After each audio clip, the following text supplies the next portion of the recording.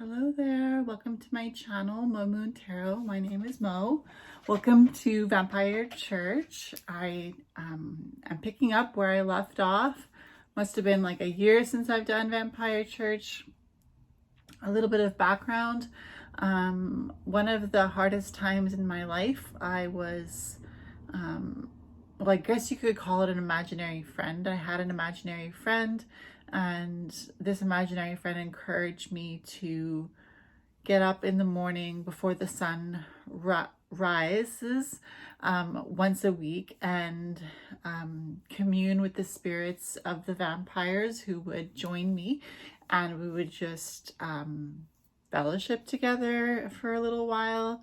And sometimes we'd listen to music, and sometimes we'd read, and sometimes we would just meditate. And it was very comforting for me at the time. And I feel like it's a cool concept, Vampire Church, church for vampires. And there is no one specific deity that you have to adhere to join me here in Vampire Church. It's really just a spiritual gathering for anybody who's open to different concepts. So I'm going to start by reading an excerpt from, I guess you could call it my diary. This part of my diary was called, I Can Never See My Eyes. This can't be just visions of nothing. Number 2, empty like my heart. Staple in the coffin. Take it to the edge. Alone in my bedroom again. Even though I feel like ripping that up, the sun's not shining into my room uncontrollably. I see forever in your eyes. Shadows rule the spirit kingdom. The end.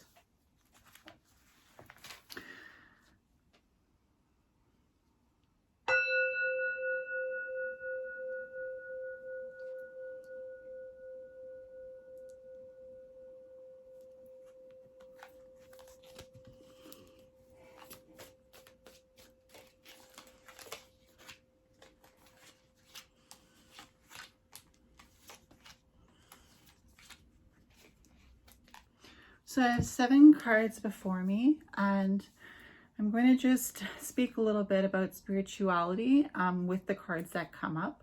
I've drawn 2 cards before the recording, before I started recording.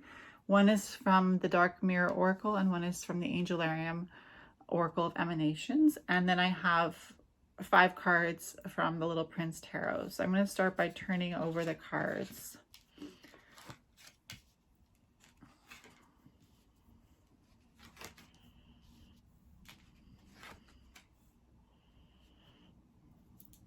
I'm going to turn over the Oracle cards.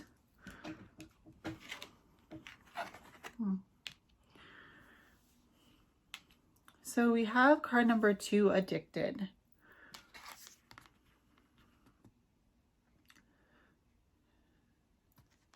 Addicted to uncovering the truth. That is what I feel like is being pointed out here with the card Addicted.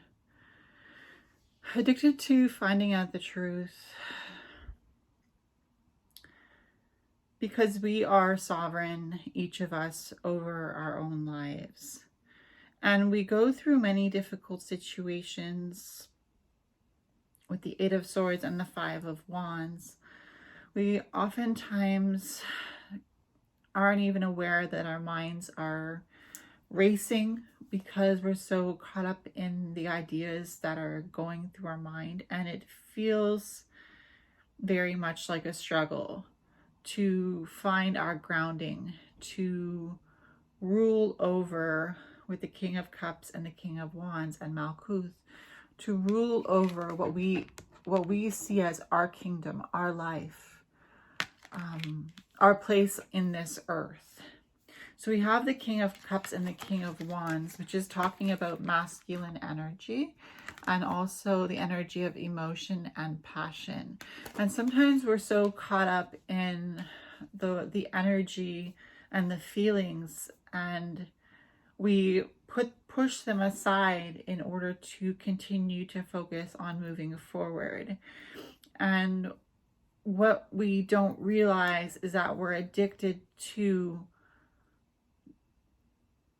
the results. We're addicted to the results of seeing physical, tangible results in front of us, because that reminds us of the kingdom that we've built for ourselves as individuals.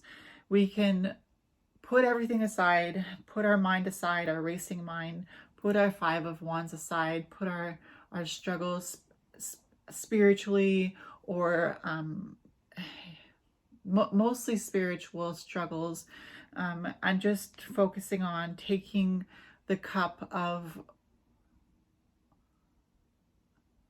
what we feel will be our solution, the solution to our problem. We have the Ace of Cups. And I don't read reversals, but tarot cards can be negative as well. They don't always have to, well, maybe not negative, but definitely a shadow side to each card.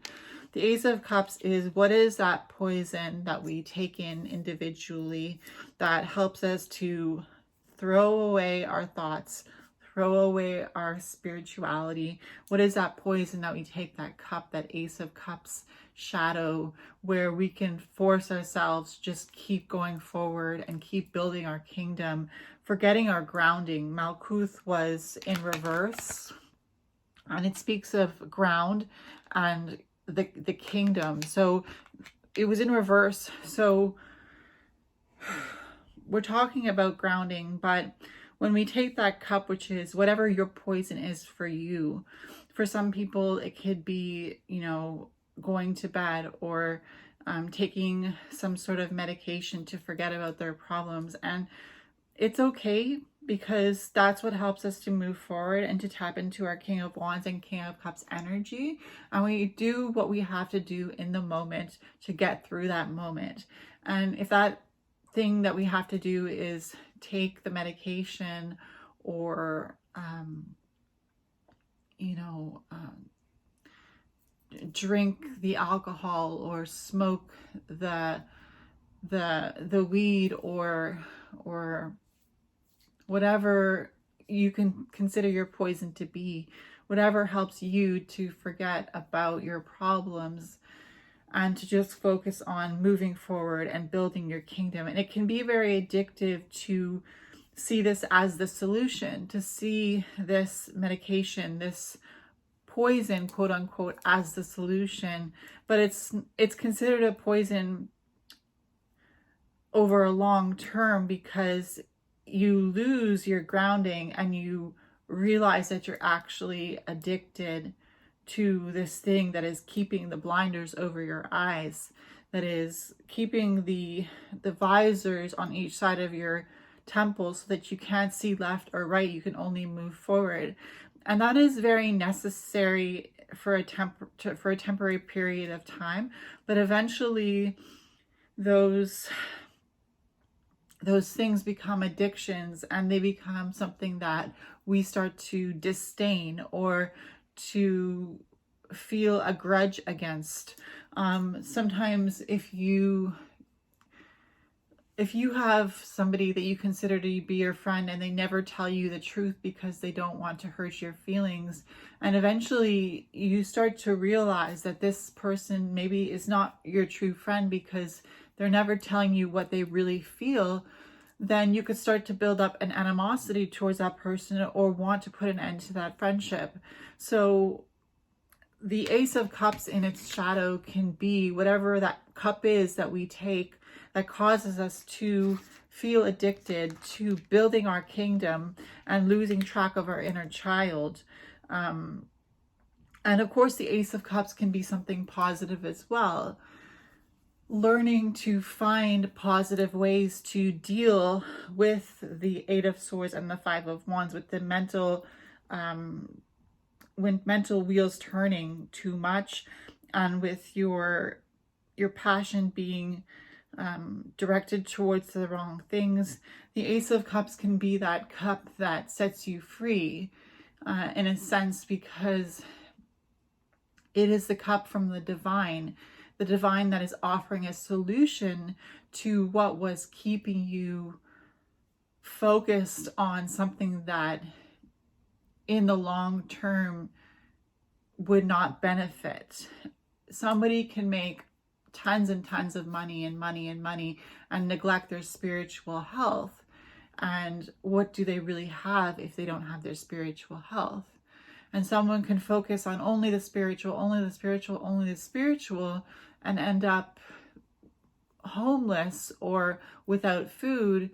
And somewhere along the way, I'm not saying that one is worse than the other or that there's anything wrong with being in those situations. We all signed a life contract, whether you believe that or not, to come here and to adhere to what was on the contracts that we had read and accepted and signed.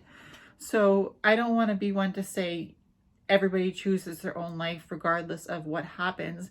But in that sense, if I do say that, then indeed, if you chose your life, then you can choose to change it. You can choose to rewrite the story. You can choose to take the cup of joy, the cup of reality, the cup of abundance.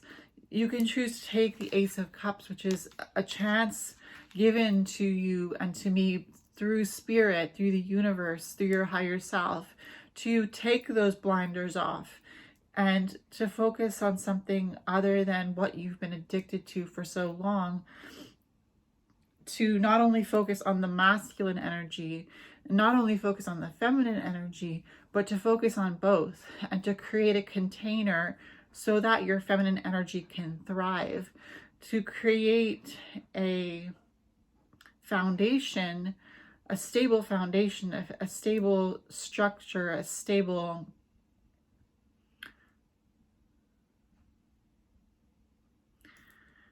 vessel for you to express your divine feminine, because we know that the divine masculine is very much about getting things in order and getting the job done and being brave and being forthright. But we also know that we can't live in that energy and neglect the feminine, but we also cannot live in just the feminine, even though the feminine is nurturing and caring and creative and free flowing.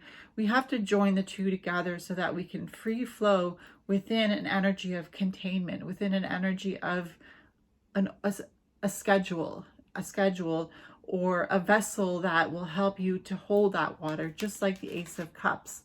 The water here, the water is feminine, the vessel, earth. The vessel is feminine as well, but spirit is what holds those things together. And if we focus only on feminine with the water and the earth, then we forget about the masculine. So I feel like the message here is really just to take it as it resonates with you. This is Vampire Church. This is not a time to preach to you or to tell you that I have all the answers or that there are answers here that you need to create for yourself, to embody in yourself. It's just a time for me to, as you know, a sounding board, just get those messages out. And if anything resonates with you, take it and use it in your spiritual practice. And if nothing resonates with you, at least just take this as entertainment. So before I leave, I'm going to read this part of my diary again, and I will close off. Thank you for coming here. I can never see my eyes. That is the title of this poem. I can never see my eyes. This can't be just visions of nothing. Number 2, empty like my heart. Staple in the coffin. Take it to the edge. Alone in my bedroom again. Even though I feel like ripping that up. The sun's not shining into my room uncontrollably. I see forever in your eyes. Shadows rule the spirit kingdom. The end. So thank you for being here with me. And I will see you at Vampire Church next week.